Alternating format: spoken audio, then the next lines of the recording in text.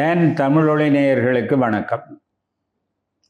நல்ல தமிழ் கேட்போம் என்ற கலந்துரையாடல் தொடரிலே நாங்கள் சிற்றிலக்கியங்களை சில வாரங்களாக பார்த்து வருகிறோம். அந்த வரிசையிலே இன்று நாங்கள் தூது இலக்கியம் அல்லது தூது வகை இலக்கியத்தை இங்கே உரையாட இருக்கிறோம். இந்த தூதுக்கு பல பரிமாணங்கள் உண்டு. மிக பழைய காலத்தில் இருந்து உண்மையில் அது ஒரு பார்வை என்னென்றால், எப்போ தூது தேவைப்படுவதென்றால் ஒரு பிணக்கு அல்லது ஒரு ஐயுறவு, ஒரு தப்பு அபிப்பிராயம் இருந்தால் தூது போய் அதை சீர் செய்கிறது அல்லது சந்து செய்கிறதுன்னு இருக்கு. அப்படி ஒன்றும் இல்லாத இடத்திலே காதலர்கள் ஒருவருக்கொருவர் தூது விடுகிறது. நேர பேசாத இடத்துல என்னுடைய பழைய இலக்கியங்களில் தலைவி தோழியை தூது விடுகிறது அல்லது தலைவன் பாங்கனை தூது விடுகிறது. இப்படியாக இந்த தூதுக்கு பல பரிமாணங்கள் உண்டு. பல கோலங்கள் வடிவங்கள் எடுத்து இலக்கியங்களிலே அழியாத இடத்தை தூது வகிக்கிறது. இந்த கலந்துரையாடலே நாங்கள் ஓரளவு காலக்கிரமத்தை பேணி உரையாடலாம் என்று கருதுகிறேன். எங்களுடைய இலக்கிய வரலாற்றிலே அல்லது அதற்கு முந்தைய காலத்து இதிகாச புராண வரலாற்றிலே எல்லாம் தூது வருகிறது. ஒரு தொடக்கத்துக்காக மகாபாரதத்தில் இருந்து நாங்கள் தொடங்கலாம் போன்று யோசிக்கிறோம். இங்கே கலந்து கொள்ளுகிற அறிஞர்கள் வேறு இலக்கியங்களில் இருந்தும் சொல்லலாம். ஆனால் ஒரு கிரமத்தை நாங்கள் பின்பற்றினால் நல்லது. மகாபாரதம் என்ற இதிகாசத்தை எடுத்துக்கொண்டால் அதில் மிகவும் முக்கியமான தூது கிருஷ்ணன் தூது அல்லது கண்ணன் தூது. எதிரெதிராக மலைந்து நிற்கின்ற தாயாதிகளாகிய கௌரவர்களுக்கும் பாண்டவர்களுக்கும் இடையே போர் மூழுகிற சூழ்நிலை ஏற்படுகின்ற போது அதை தவிர்க்கவும் வேறு சில நகர்வுகளை செய்யவும் கண்ணபெருமான் தூது போகிறார். அது ஒரு தூது. பாண்டவர்கள் அல்லது பாண்டவர்கள் கௌரவர்கள் என்று சொல்லுவோமே, அவர்களுக்கு இடையிலே கண்ணனை தவிர வேறு சிலர் தூது போனது உண்டு. சஞ்சயன் தூது இருக்கு, உலுவன் தூது இருக்கு, சிறிய பாத்திரங்கள் தூது போகிறது. ராமாயணத்தை எடுத்துக்கொண்டால் அங்கதன் தூது, அனுமன் தூது ரெண்டு அதுக்குள்ள. உங்களுடைய தகவலுக்காக சொல்லுகிறேன். ஒரு முறை வாரியார் சுவாமிகள் சொன்னார், அனுமனுடையது தூதல்ல. அனுமன் நேரடியாக போகவில்லை, அவன் கரந்தூறு மறைத்து போய் சேர்ந்தான். அவன் பார்த்த வேலை ஒற்றன் பார்த்த வேலை. அங்கதான் தான் நேர போய் சபையில் இறங்கி தன்னை யார் என்று சொல்லி அறிமுகப்படுத்தி பேசுவது. இந்த சுவாரஸ்யங்கள் எல்லாம் இருக்கு. ஆனால் தூது என்ற வகை இலக்கியத்திலே அது காதலாக இருந்தால் என்ன, போராக இருந்தால் என்ன, அகமாக இருந்தால் என்ன, புறமாக இருந்தால் என்ன, இரு சாராரை இணக்கப்படுத்தி போரை தவிர்க்கிறதுக்கு அல்லது தவிர்க்க முடியாத இடத்து மகாபாரதத்தில் நடக்கிறது மாதிரி போருக்கு முந்திய ஒரு முன்னாயத்தங்களாகவும் தூது இருக்கும்.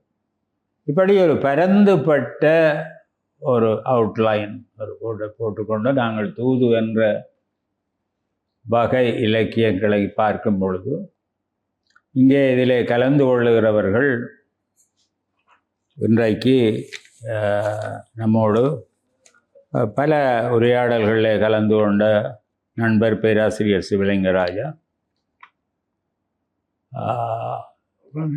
தம்பி ரமேஷ், மற்றும் உதயலதா புதிதாக இந்த அரங்குக்கு அறிமுகமாகிறார். இந்த கலந்துரையாடலில் அவர்களை அறிமுகப்படுத்துவேன். இப்பொழுது முதல்ல தூது பற்றி பேராசிரியர் சிவலிங்கராஜாவுடைய பார்வை மதிப்பீடு என்ன என்பதை டான் தமிழொலி நேயர்களோடு பகிர்ந்து கொள்ளுவீர்களா? டான் தமிழொலி நேயர்களுக்கு வணக்கம். நல்ல தமிழ் கேட்போம் என்கின்ற இந்த தொடரிலே கேட்டுக்கொண்டிருக்கின்ற கேட்குனர்கள், பார்த்து கொண்டிருக்கின்ற பார்வையாளர் நல்ல தமிழை கேட்க வேண்டும் என்ற ஒரு விருப்பாலே டான் நிறுவனத்தினர் எங்களோடு பேசி இந்த நிகழ்ச்சியோடும் செய்திருக்கிறார்கள். இதுவரை காலமும் நீங்கள் நல்ல நிகழ்ச்சிகளை பெரும்பாலும் கேட்டு மகிழ்ந்திருப்பீர்கள். இன்று வருகின்ற ஒரு தொடர் சிற்றிலக்கியங்களை வரிசையிலே தூது என்கின்ற தொடர். தூது பிரபந்தம் என்றும் சொல்லுவார்கள்.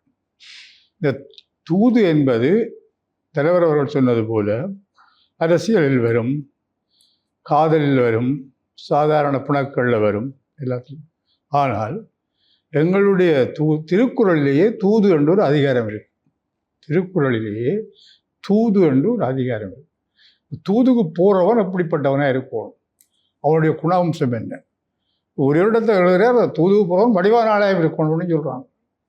தூதுக்கு போகிறவன் தூதன் ஒரு அழகான ஆளாயம் இருக்க வேணும் என்று சொல்கிற ஒரு மரபும் இருக்கு. ஏனென்றால் இந்த தூது பாடல்களை பார்த்தால் தெரியும், படித்தா தெரியும். தூதுக்கு விடைகளில் இந்த தூத பாடுறவன் எல்லாரும் அவனை பாராட்டி தான் சொல்லி விடுவான்.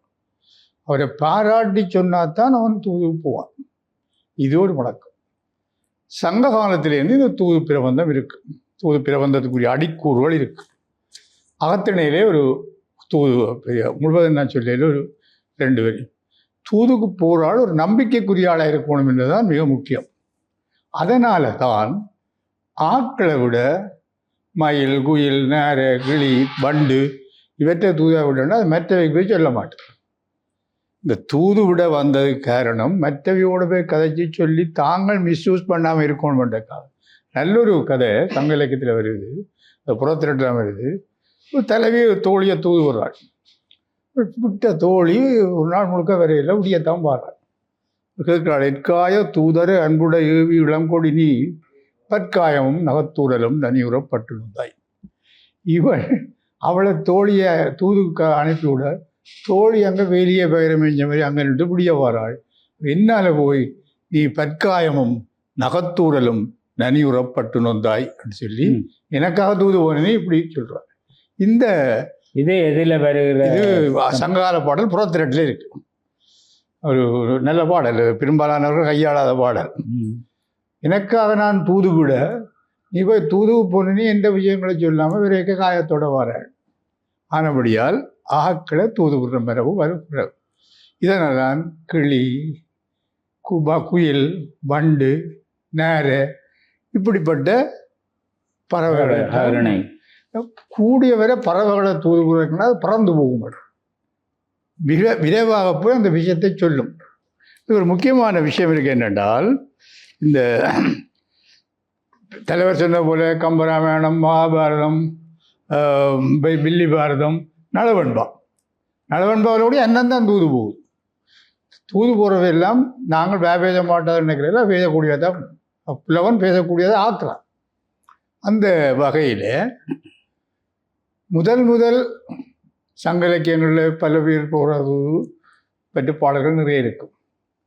எங்களுக்கு வருகிற பாடல்களில் ஒரு முக்கியமானது தூது பொருளை பாராட்டுற ஒரு மரபு சொல்லித்தான் தூது சொல்லுவான். இப்போ நல்ல உதாரணம் நாராய் ஒரு புலவன், அருமையான ஒரு தூது பிள்ளை. நாங்கள் சின்ன வகுப்பில் படித்த பாடல். ஒரு ஏழை வீட்டில் வறுமை, ஓலை வீடு எல்லாம் முக்கி மழைக்கு தண்ணியெல்லாம் ஊத்துண்டு சுவரெல்லாம் நனைஞ்சு போயிருக்கு. இவன் பாண்டியனுடைய அவையில் வந்து திண்ணையில் படுத்திருக்கிறான். அவன் படுத்துருந்தா பசி வட்டணி உறுப்பில்லை. மேலே பார்க்குறான், நாரைகள் பறக்கு. அப்போ இந்த நாரைக்கு சொல்லி விடுறான், நீ எந்த பைவிட்ட போய் என்னுடைய மனைவியிட்ட போய் சொல்லு, நாராய் நாராய், இது எல்லாருக்கும் தெரிஞ்ச பாடல். நாராய் நாராய் செங்கால் நாராய் பனம்படு பனையின் கிழங்கு புலந்தென்ன புகழ கூர்வாய் செங்வாய் நாராய். இவ்வளவு அதை பாராட்டுறது. பனம்படு பனையின் கிழங்கு புலந்தன்ன பவள கூர்வாய் செங்கால் நாரை நீயும் நின் மனைவியும் தென்திசை குமரியாடி வடதிசைக்கு ஏகுகிறாய். நீயும் மிஸ்டர் அண்ட் மிஸ்ஸஸ் ஆண்ட மாதிரி ரெண்டும் கணவனும் மனைவியுமாய் போய் இந்த தென்திசை குமரியில் ஆடி வடதிசைக்கு ஏகுகிறான். வடதிசை போனால் எம்மூர் சத்திமுற்ற வாவியுட் தங்கி பாடினவர் சத்திமுற்ற புலவர். சத்திமுற்ற வாவியுட் தங்கி நனசுவர் கூரை கனகுரற்பள்ளி பாடுபார்த்திருக்குமே மனைவியை கண்டு. நனைஞ்ச சுவருக்குள்ள போயிருக்கிற அந்த பள்ளி சொல்றதை பார்த்து கொண்டு இந்த மனுஷன் எப்போ வருவார், இவர் எப்போ வருவார் என்று பார்த்து கொடுப்பார். கனகுரற்பள்ளி பாடு பார்த்திருக்கும் என் மனைவியை கண்டு. இவ்வளவு ஒரு பக்கம். இங்கெல்லாம் முக்கியமான விஷயம். எங்கோன் மாறன் வழுதி கூடலில் என்னுடைய பாண்டியனுடைய கூடல் மாநகரிலே எங்கோன்மாறன் வழுதி கூடல் ஆடையின்றி வாடையின் மெலிந்து கையது கொண்டு மெய்யது பொத்தி காட்சிப்படுத்துகிறார் பாருங்க பாட்டு, அருமையான பாட்டு. கையது கொண்டு மெய்யது பொத்தி காலது கொண்டு மேலது தளி பேழை ஒளிருக்கும் பாம்பன நிகர்க்கும் ஏழையாளனை கண்டனம் என்க. இது ஒரு தூது பிரபந்தத்தில் வந்த பாட்டு இல்லை, இதுதானே பாடு. ஆனால் இந்த தூதுக்குரிய அடிப்படை அம்சங்கள் எல்லாவற்றையும் அது உள்வாங்கி சத்திமுத்த புலவர் பாடினார். அந்த நாரை போய் சொல்லிச்சதோ சொல்ல இல்லையோ அது இவர் தந்த கருத்தையும் தந்த நிலைமையும் இதுதான் தூதில் அகரண பொருட்களை வரக்கூடிய காரணம். இந்த வகையில் இன்னும் நிறைய எல்லாருக்கும் சந்தர்ப்பம் கொடுத்துட்டு வரைக்கும் தூது பற்றி நிறைய சொல்லலாம், 2-3 ரவுண்ட் பேசலாம். அடுத்ததாக இது இந்த அடிப்படையோடு மற்ற தூதுகளை பற்றி நாங்கள் பேசலாம். அடுத்து நன்றி பேராசிரியர் அவர்களே. ஒரு தூது பிரபந்தம் பற்றிய இலக்கிய பரிச்சயம் இல்லாத ஒருவருக்கும் தெளிவாக விளக்கம் தரக்கூடிய ஒரு உதாரணம், நல்ல உதாரணத்தை சத்தியமுத்த புலவருடைய கவிதையோடு தொடங்கி இருக்கிறீர்கள். நல்லொரு தொடக்க புள்ளி என்று நான் இதை கருதுகிறேன். இன்று இந்த கலந்துரையாடலில் புதிதாக இந்த கலந்துரையாடலுக்கு புதியவரே தவிர தமிழ் துறையிலே நீண்ட பரிச்சயமும் ஆசிரிய பணியும், சொல்லப்போனால் ஆசிரியர்களுக்கு வழிகாட்டல் புரிகின்ற வாண்மை விருத்தி நிலையத்திலே பணிபுரிகின்ற ஒரு புலமையாளராகிய உதயலதா அவர்கள் இந்த கலந்துரையாடலில் வந்து தான் தமிழொலி நேயர்களை சந்திக்கிறார். தமிழ் சிறப்பு கற்றவர், பட்ட பின்படிப்பும் தமிழ் துறையிலே செய்தவர், ஒரு நல்லாசிரியராக தம்மை நிலைநாட்டிக் கொண்ட திருமதி உதயலதா அவர்களை தூது பற்றிய அவருடைய பார்வையை தமிழொலி நேயர்களோடு பகிர்ந்து கொள்ளுமாறு வேண்டுகிறேன். நல்ல தமிழ் கேட்பதற்கு ஆர்வமாக இருக்கின்ற அனைத்து உள்ளங்களுக்கும் வணக்கம். இந்த தூது இலக்கியம் பற்றி தலைவர் அவர்களும் எங்களுடைய பேராசிரியர் அவர்களும் சொன்ன விடயங்கள் எங்களுக்கு மிகவும் மகிழ்ச்சி தரக்கூடிய ஒரு விடயமாக இருந்தது. இதற்கு மேலாக இந்த தூது இலக்கியம் பற்றிய சில இலக்கணங்கள், இந்த தூது இலக்கியம் என்றால் எப்படி இருக்க வேண்டும், என்ன இலக்கியம் என்று சொல்லி அது தொடர்பான சில இலக்கணங்களை நாங்கள் பிரபந்த மரபியல், சிதம்பர பாட்டியல், நவநீத பாட்டியல், முத்துவிரியம் முதலான இந்த இலக்கணத்தை சொல்லுகின்ற நூல்களில் இருந்து நாங்கள் அறிந்து கொள்ளக்கூடியதாக இருக்கிறது. இதைவிட எங்களுடைய தொல்காப்பியம், பண்டைய நூலாகி இந்த தொல்காப்பியத்திலே ஓதல், பகை, தூது இவை பிரிவே என்று சொல்கின்ற பொழுது இந்த மனிதர்களுடைய பிரிவு ஏற்படுகின்ற அல்லது நிகழ்கின்ற சந்தர்ப்பங்களில் இந்த தூது என்பதும் ஒரு முக்கியமான ஒரு இடமாக இங்கே காட்டப்பட்டிருக்கின்றது. அதிலும் ஓதலும் தூதும் உயர்ந்தோர் மேன என்று சொல்லப்படுகின்ற பொழுது இந்த ஓதல் கற்பதற்காக செல்கின்ற அந்த பிரிவும் தூதுக்காக பிரிகின்ற அந்த செயலும் மிக முக்கியமான உயர்ந்தோர் மேற்று என்று கொள்ளப்படுகின்றது. நாங்கள் பார்த்தோம் என்று சொன்னால் இந்த 14ஆம் நூற்றாண்டிலே உமாபதி சிவாச்சாரியாருடைய நெஞ்சு விடு தூது அது மிக முக்கியமானது. என்னன்னு சொன்னால் உமாபதி சிவாச்சாரியார் எம்பெருமானிடமே தன்னுடைய நெஞ்சை காதலாக அங்கே தூதாக அனுப்புகின்றார். பேராசிரியர் கூறிய மாதிரி எங்களோட அகுரணை பொருட்களை பல பொருட்களை நாங்கள் இந்த தூதாக அனுப்புகின்றோம். இவற்றிலே முக்கியமாக இந்த 10 பொருட்கள் நாங்கள் பார்த்து ஆதி காலத்தில இருந்து இன்றைய வரை பார்க்கின்ற இந்த தூது தொடர்பான செய்யுட்கள் பிரபந்தங்களிலே இருந்து இனங்காணப்பட்ட ஒரு 10 அகுரணை சார்ந்த பொருட்களாக நாங்கள் அன்னம், மயில், கிளி, மேகம், பூவை, குயில், இதைவிட நெஞ்சை தூது விடுகின்ற அது தென்றல், வண்டு, இவ்வாறாக ஒரு 10 அகுரணை பொருட்களை முக்கியமாக இந்த தூதுக்காக பயன்படுத்தி இருக்கின்றார்கள். நாங்கள் குறுந்தொகை என்கின்ற அந்த அழகான சங்ககால இலக்கியத்திலே எல்லோராலும் எடுத்தாளப்படுகின்ற, நாங்கள் சினிமாவில் பார்த்தால் கூட உங்களுக்கு நினைத்த உடனே நாகேசையும் சிவாஜியையும் நாங்கள் அடையாளப்படுத்தக்கூடிய ஒரு சிறப்பான அந்த சினிமா படத்தில் கூட வருகின்ற நெற்றிக் கண்ணை திறப்பினும் குற்றம் குற்றமே என்கின்ற நக்கீரருடைய அந்த பாடலோடு இணைந்து வருகின்ற கொங்குதேர் வாழ்க்கை அம்சிறை தும்பி காமம் செப்பாது கண்டது மொழிமோ என்று கூறுகின்ற பொழுது ஒரு அடிப்படையான ஒரு தூது தொடர்பான உண்மையான ஒரு விடயம் எங்களுக்கு தெரிய வருகின்றது. தூதாக செல்கின்ற யாரும் பக்கம் சார்ந்து அல்லது ஒருவர் சார்பாக இந்த விடயத்தையும் சொல்லாமல், இதிலே சொன்னது போல காமம் செப்பாது கண்டது மொழிவோ, அதாவது இந்த பெண்களினுடைய குந்தலுக்கு உண்மையாகவே இந்த இயல்பான வாசனை இருக்கின்றதா என்கின்றது தொடர்பான அந்த விடயத்திலே காமம் செப்பாது கண்டது மொழிவோ, உன்னுடைய சார்பு இல்லாமல் நீ உண்மையை சொல்ல வேண்டும் என்று கேட்கின்ற அந்த பாடல் உண்மையாக தூதுவன் ஒருவனுக்கு இருக்க வேண்டிய அந்த பண்பை சொல்வதாக இருக்கின்றது.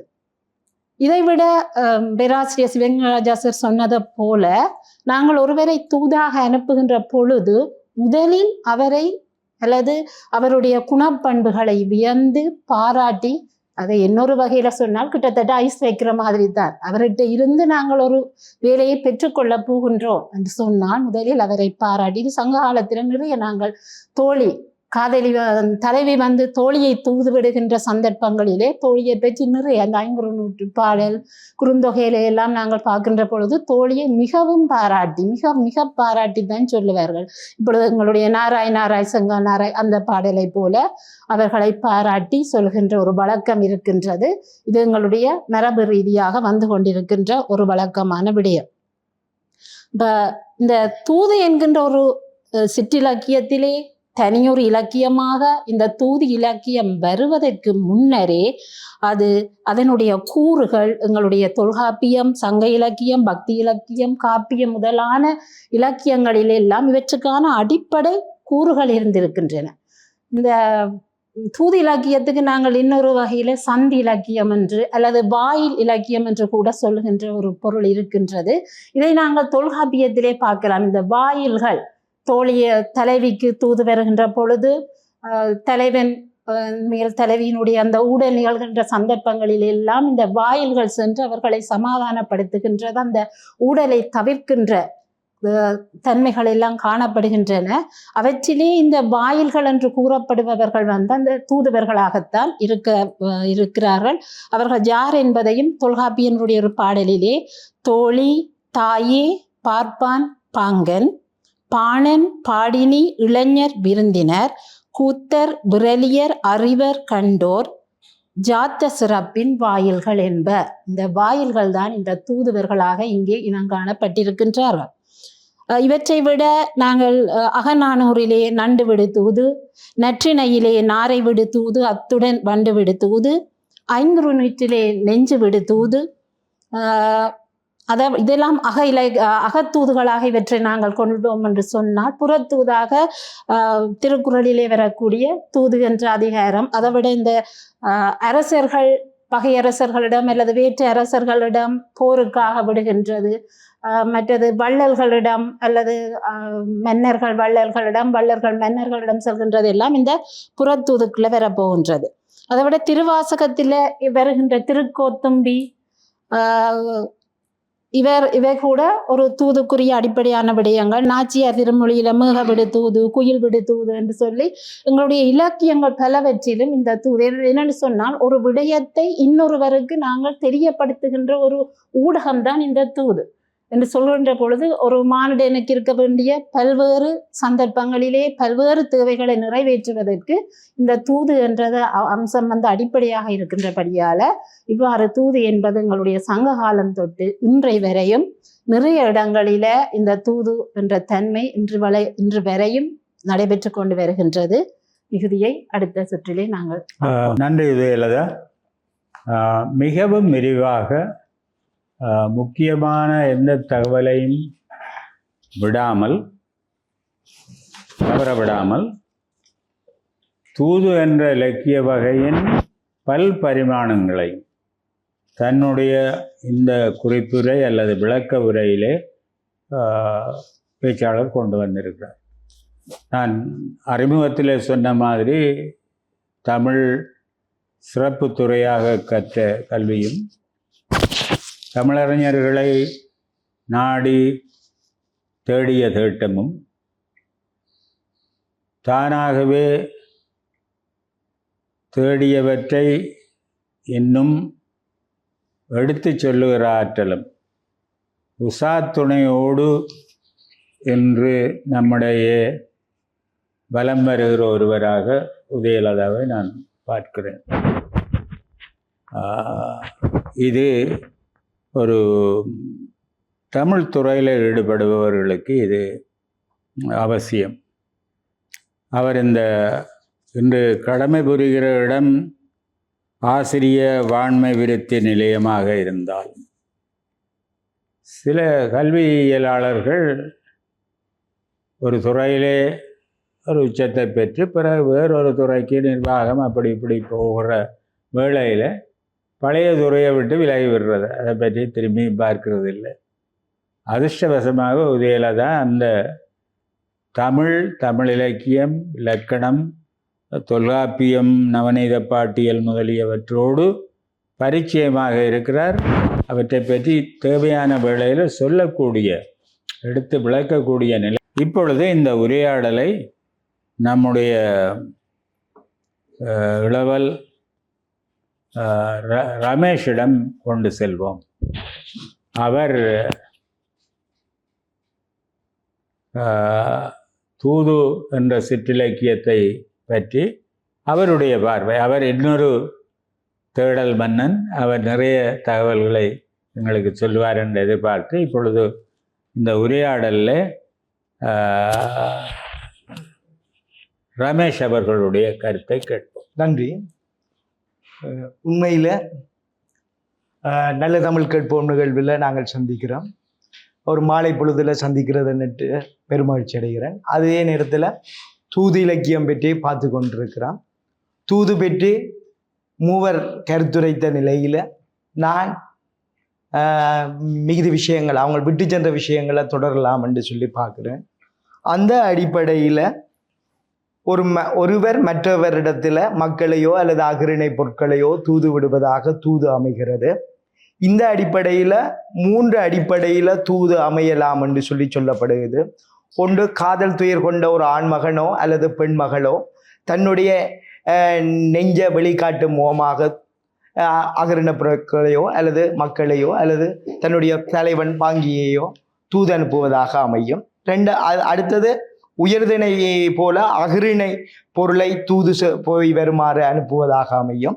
3வது விஷயம், தூது வருபவரிடம் சென்று மாலை வாங்கி வருமாறு அனுப்புதல். அப்போ மாலை வாங்கி வருமாறு அனுப்புதல்ன்றது, இப்போ உமாபதி சிவாச்சாரியார் நெஞ்சுவிடு தூது எடுத்து பார்த்தோம்னு சொன்னால், தன்னுடைய ஞானாசிரியனான மறைஞான சம்பந்தரிடம் கொன்றை மாலையை வாங்கி வருமாறு அனுப்புவதாக அந்த தூது அமையும். ஆகவே மாலை வாங்கி வருமாறு அனுப்புவதாக தூது அமைவதும் இருக்கு. இதே நேரத்தில் ஏலவே மிஸ் கூர்ன மாதிரி நவநீத பாட்டியல், பிரபந்த பாட்டியலோட இலக்கண விளக்கம், முத்துவீரியம், அதே நேரத்தில் சிதம்பர பாட்டியல், இலக்கண சுருக்கம் முதலானவற்றிலும் இது கூறப்படுவதாக அறியப்படுகிறது தூது. அந்த அடிப்படையில் தூது பாட்டியல் நூல்களில் முக்கியத்துவம் பெற்று கூறப்படுவதாக அமையுது.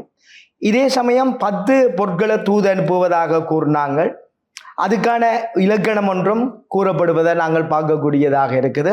அந்த அடிப்படையில் இயம்புகின்ற கால தகின மயில் கிள்ளை பயம் பெருமே கம்போவை பாங்கி நயம் குயி பேதை நெஞ்சம் தென்றல் பிரமரம் ஈரைந்தும் தூதுரைக்கும் வாங்கும் கொடை என்று சொல்லப்படுகிறது. இதே தமிழ் இலக்கியங்களில் மாத்திரம் இல்லாமல் சிங்கள இலக்கியங்களிலும் இந்த தூது வழங்கப்படுவதை நாங்கள் பார்க்கக்கூடியதாக இருக்கலாம். 17 வகையான சந்தேசிய நூல்கள் சிங்களத்தில் இருப்பதாக அறியக்கூடியதாக இருக்குது. அதே நேரத்தில் திசர சந்தேசிய என்ற அன்ன விடுதூதோ, மயூர சந்தேசிய ஆண்மையில் விடுதூதோ, ஹன்ச சந்தேசிய அன்ன விடுதூதோ, பரவி சந்தேசிய புறா விடுதூதோ, சலலகினி சந்தோஷிய அதை நவாலியூர் சோமசுந்தர புலவருடைய மகன் மொழிபெயர்த்திருந்தார். அது மிக முக்கியமான ஒரு நூல். பூவை விடுதூது என்ற பேரில் அது வந்தது. அதே நேரத்தில் கிரா சந்தேசிய கிளி விடுதூதோ, கோயில சந்தேசிய குயில் விடுதூதோ, சவள சந்தேசிய சேவல் விடுதூது, இதுபோல மஞ்சள் குருவி விடுதூது, நீலக்குருவி விடுதூது, தேன்குடிச்சான் குருவி விடுதூது, நீர்க்காகம் குருவி விடுதூது, நாகனவாய் குருவி விடுதூது கிரள சந்தோஷிய என்று சொல்லப்படுறது. அஷ்டநாரி சந்தேசிய என்று சொல்லப்படுறது 8 பெண்கள் சேர்ந்து தூது விடுவது. மற்றது திச சந்தேசிய அன்ன விடுதூது, மியூரு சந்தேசிய மயில் விடுதூது என்று சொல்லி 19 வகையான தூதுக்கள் சிங்களத்தில் இருந்ததாக அறியப்படுகிறது. அதில் எங்களுக்கு தமிழில் கிடைக்கிறது சலஹினி சந்தோஷிய என்ற நூல் தான் நமக்கு தமிழில் கிடைக்கிற நூலாக அரசு திணைக்களம் அதை வெளியிட்டிருந்ததையும் நாங்கள் காணக்கூடியதாக இருக்குது. சிங்களத்தில் பராக்கிரம பாகு மன்னனுடைய காலத்தில் 1348 1360 காலப்பகுதியிலேயே தூது நூல்கள் வெளிவந்ததாக சொல்லப்படுகிறது. ஆனால் பதிப்பு 1935 வெளிவருவதை நாங்கள் பார்க்கக்கூடியதாக இருக்குது. மயூர சந்தேசி என்ற நூல் தான் முதல் வெளிவந்ததாக சொல்லப்படுது சிங்களத்தில். கம்பளைய தலைநகராக கொண்ட 5ஆம் புவனேயபாகு மன்னன் காலப்பகுதியில் இந்த நூல் வெளிவந்ததாக அறியக்கூடியதாக இருக்குது. பௌத்த குருமார்கள், அரசு அலுவலர்கள், குடிமக்கள்கள் இருந்த இடத்துல இதை அரங்கேற்றியதாக சொல்லப்படுகிறது. ஹன்சா சந்தேசி என்று சொல்லப்படுற அன்னவிடு தூது கோட்டை ராஜ்யத்தில் அரங்கேற்றப்பட்டதாக சொல்லப்படுகிறது. ஸ்ரீ பராக்கிரம பாகு தலைமையில் அந்த கோட்டை ராஜ்யத்தில் 1410 காலத்தில் இந்த தூது அரங்கேற்றப்பட்டதாக சொல்லப்படுகிறது. இதை விட பரவி சந்தோஷி என்ற புறாவிடு தூது கோட்டையிலிருந்து புறப்படும் புறா தெற்கில் உள்ள தெவினூரையை சென்றடைகிறது. அவ்வாறு சென்றடைகிற நேரத்தில் தெய்வத்தை வேண்டுதல், பிரார்த்தனை செய்தல், சுமந்து செல்லுதல் என்ற அடிப்படையில் இது சொல்லப்படுகிறது. பராக்கிரம பாகுவின் மன்னனுடைய மகளான சந்திரவதி இளவரசிக்கு நல்ல மாப்பிள்ளை கிடைக்க வேண்டும் என்பதற்காக தூது செல்வதாக இந்த நூல் அமையுது. சலலிகினி சந்தேசிய பூவை விடு தூது கோட்டையிலிருந்து கழனி வரையான 6 மைல் தூரத்தை கடப்பதை 108 பாடல்களில் விளக்குற தூதாக இது காணப்படுகிறது. கிரா சந்தேசிய கிளிவிடு தூது என்று சொல்லப்படும். இது 1450 1460 காலப்பகுதியில் எழுதப்பட்ட நூலாக காணப்படுகிறது. கோட்டையிலிருந்து புறப்படுகின்ற கிளி பெபியான கழுகங்க வெளித்தோட்ட என்ற இடங்கள்ல போய் தங்கியிருந்து 3 நாட்கள் அந்த இடங்களை சுற்றி பார்த்து வழிநெடுகில உள்ள காட்சிகளை விவரிப்பதாக இந்த நூல் அமைவதை காணலாம். அதே நேரத்தில் புறாவிடு தூது என்று சொல்லப்படுற பரவி சந்தேசி என்ற நூல் கோட்டையிலிருந்து புறப்படும் புறா தெவினுவரை வரை செல்கிறது. அங்கு செல்லும் பொழுது தெய்வத்துக்குரிய பிரார்த்தனைகளை சொல்வதாக அந்த நூல் அமையுது. இதே விட கொடலிகிலி சந்தோஷிய தேன்குடிச்சான் என்ற நூலை எடுத்து பார்க்கும் பொழுது அது சப்ரகமோ பகுதியில் உள்ள கிராமத்தில் உள்ள புலவர்கள் ஒருவரிடம் இந்த பறவையை தூது அனுப்புவதாக அது அமையுது. நீர்க்காகம் பெற்றிய திய சந்தேசிய என்ற நூல் ஒரு புலவன் தனக்கு ஏற்பட்ட நோயை குணப்படுத்துமாறு கதிர்காம கடவுளிடம் அனுப்புவதாக அமையுது. இதுவும் மிக முக்கியமான நூலாக சிங்களத்தில் சொல்லப்படுகின்றது. அதே நேரத்தில் கிருள சந்தேசி என்ற நூல் நாகனவாய் பறவையை தூது அனுப்புவதாக எழுதப்பட்டதாக இருக்குது. ஸ்ரீ விக்ரமசிங்க மன்னன் சிறைப்பிடிக்கப்பட்ட காலப்பகுதியில் கண்டியைச் சேர்ந்த பிரதானி ஒருவர் மன்னராக வர வேண்டும் என்ற அவாவில் எழுதப்பட்ட ஒரு நூலாக இருக்குது. ஆனால் கிருள சந்தேசி என்ற நூல் தமிழ் மக்கள் மனங்களை புண்படுத்தி இருந்ததையும் நாங்கள் பார்க்கக்கூடியதாக இருக்கலாம். ஏனென்றால் அதில் பல்வேறு அரசியல் நிலைகள் சொல்லப்படுகிறது. ஆனால் ஏனோ தெரியல, துரதிர்ஷ்டம் இந்த நூல் தமிழில் மொழிபெயர்க்கப்படவில்லை என்பது கவலைக்கிடமான ஒரு விஷயமாக இருக்குது. கிருள சந்தேசி என்ற நூல். நாரிச சந்தேசி என்ற நூல் குருநாகல மாவட்டத்தில் உள்ள நாகன என்ற இடத்துல உள்ள 7 பெண்கள் தம்புளைக்கு யாத்திரை போவதை அடிப்படையாக கொண்டு எழுதப்பட்ட நூலாக காணப்படுகிறது. சவுல் சந்தேசி என்றது சேவல் விடுதூது என்ற நூல் போர்த்துகீசர் காலத்தில் எழுதப்பட்ட நூலாக இருக்குது. சீதாபாக்கையை ஆண்ட ராஜசிங்க மன்னன் அவனுடைய இராணுவத்தினரையும் பாதுகாக்குமாறு தெய்வங்களை வேண்டுவதாக இந்த நூல் கூறப்படுகிறது. இந்த வகையில் சிங்களத்தில் பிரபலமான இந்த சந்தேசிய இலக்கியங்கள் 17 சந்தேசிய இலக்கியங்கள் காணப்பட்டதாக சொல்லப்படுகிறது. தொல்காப்பியரை பற்றி ஏலவே சொல்லப்பட்டது. தொல்காப்பியர் காலப்பகுதியிலேயே தூது இலக்கியம் நமக்கு கிடைக்கப்பெறுவது மிக முக்கியமான ஒன்று. அதாவது தலைவனுக்கும் தலைவிக்கும் இடையே நடந்த தூதை பற்றி மாத்திரமல்லாது ஏனைய அகத்திணைக்கு உரியதாக மட்டும்தான் தூது இலக்கியம் இருந்த காலப்பகுதியில் புறத்திணைக்குரியதாகவும் தூது இலக்கியம் காணப்படுவதையும் இதில் நாங்கள் பார்க்கக்கூடியதாக இருக்குது. அதே நேரம் இலக்கியங்கள் என்று சொல்லும் பொழுது கலித்தொகையில் தூது வந்தற்றே இடம்பெறுகிறது. கலித்தொகை 32வது பாடலாக அந்த பாடல் அமைந்திருப்பதை நாங்கள் பார்க்கக்கூடியதாக இருக்குது. இப்போ நாராய் என்ற பாடலை சிவலிங்கராசர் மிக அருமையாக எடுத்து விளக்கினார். அதில் எனக்கு அதுக்கு பின்னால் சில விஷயங்கள் இருக்கிறதையும் இதில் பகிர்ந்துட்டு போகலாம் என்று பார்க்குறேன். மாறன் பெருவழுதி நகர்வலம் வர்றான், பிறகுள்ள இந்த பாடலை கேட்குறான். அப்போ அவன் இந்த நாரைய என்னுடைய சொண்டை எதுக்கு உவமிக்கலாம் என்று கேட்ட நேரத்தில் ஒருத்தருமே பதில் சொல்ல இல்லை. இந்த நேரத்தில் இதை தேடிக்கொண்டிருக்கிறான். இந்த நேரத்தில் கிழங்குபடு என்று சொல்லி அந்த பாடல் வரி வர அவனுக்கு ஒரு கிழங்கை எடுத்து, அதாவது பனங்கிழங்கை எடுத்து பிளந்து விட்டால் இப்படி இருக்குமோ அதண்ட வாய் என்று சொன்னதை கேட்டு அவனுக்கு அந்த மகிழ்ச்சி தாங்க முடிய இல்லை.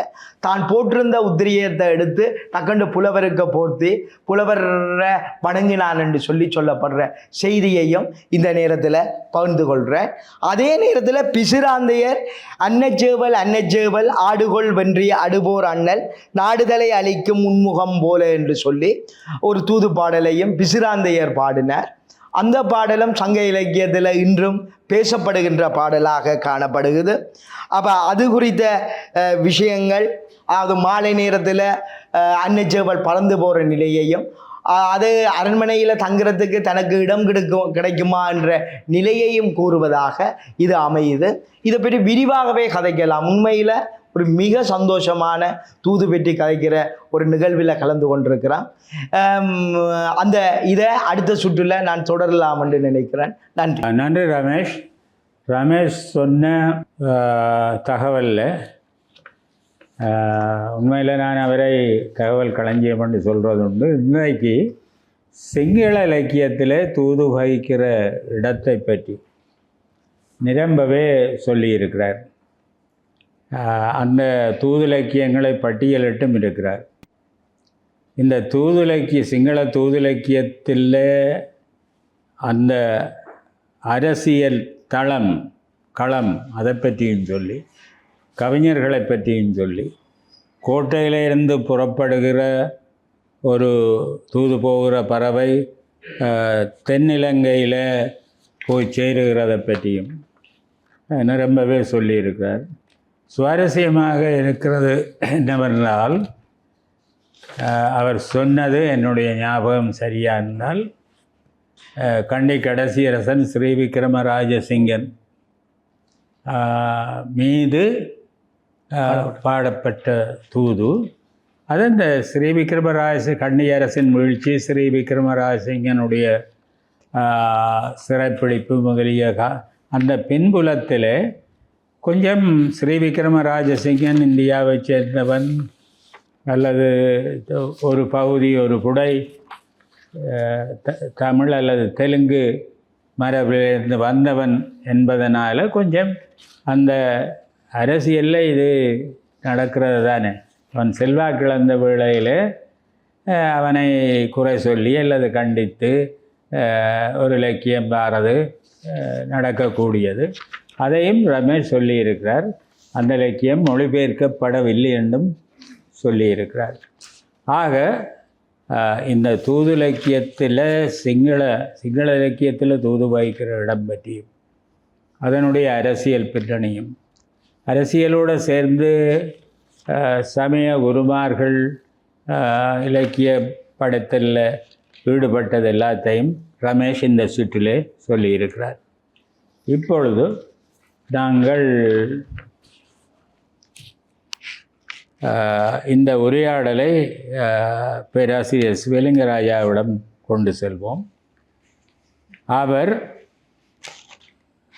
புதிய புதிய தகவல்களை புதிய பார்வைகளை நேயர்களுக்கு வழங்குவார் என்று எதிர்பார்க்கிறேன். மீண்டும் வணக்கம். ஒரு அற்புதமான நல்லதமிழ் கேட்போம் நிகழ்ச்சியிலே கலந்து கொண்டது மகிழ்ச்சி தருகிறது. ரமேஷ் சொன்னது போல இந்த சிங்கள தூது பிரபந்தங்களிலே வருகின்ற சில விடயங்களை பற்றி இந்த இலக்கிய வரலாற்றுக்காரர்களும் குறிப்பிட்டிருக்கிறார்கள். ஒரே ஒரு ஞாபகம் வருகிறது, எங்கே ஞாபகம் இல்லை. கோகுல சந்தோஷ என்ற தூது பிரபந்தத்தில் அது யாழ்ப்பாணம் வருகிறது. யாழ்ப்பாணம் யாழ்ப்பாண நிலைமையை யாழ்ப்பாண இதுகளை பற்றி சொல்லுவதாக அதில் அமைந்திருப்பதாக எனக்கு படித்த ஞாபகம் உண்டு. இந்த புறா எந்த தூதை விட்டாலும் தூது பிரபந்தத்துக்குள்ள பல்வேறு சமூக விடயங்களும் வரும்.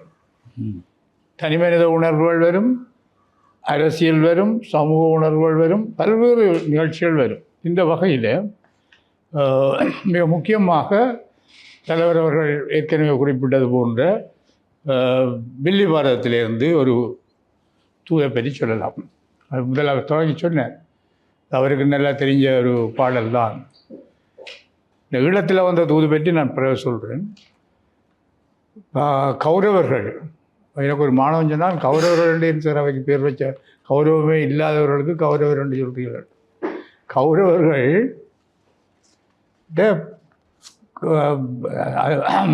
பஞ்சபாண்டவர் கண்ணனை தூது விடுறாங்க.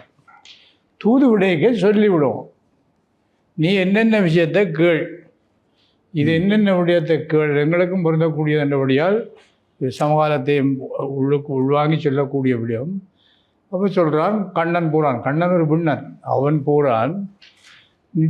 சொல்கிறான், நீ போய் முந்தூர்வம் பணிக்கொடியோம் மூதூரின் நடந்துள்ளவர் மூன்றில் தூரும் நந்தூரும் புனல் நாட்டின் நலம் வேண்டு நாடொன்றும் நல்கானாகில் ஐந்தூர் வேண்டு அதுமில்லை என்றால் 5 இளம் வேண்டு அது இல்லை என்றால் அடுபோர் வேண்டு சிந்தூர திலகனுகர் சிந்துரத்தின் மறுப்பொசித்த செங்கன்மாதி முந்தூர்வம் பணிக்கொடியோர் மூதூரின் நடந்துள்ளவர் மூன்றில் தூரும் நந்தூரும் புனல் நாட்டின் நலம் வேண்டு நாடொன்றும் நல்கானாகில் 5 ஊர் வேண்டு அவையினில் 5 இளம் வேண்டு அவை மறுத்தால் அடுபோர் வேண்டு சிந்தூர திலகனுதல் சிந்தூரத்தின் மறுப்பொசித்த செங்கன்மாலி. அவனை பாராட்டி, நீ போய் அவங்ககிட்ட இந்த நாட்டை கேள், நாடவன் தரையில்லை என்றால் 5 ஊர்கள், 5 ஊரும் அவன் தரமாட்டேன்றால் 5 வீடுகள் பாண்டவர்கள் இருக்கிறது, அதுவும் இல்லை என்றால் நாங்கள் சண்டைக்கு ரெடின்னு சொல்லி போட்டுவோம்.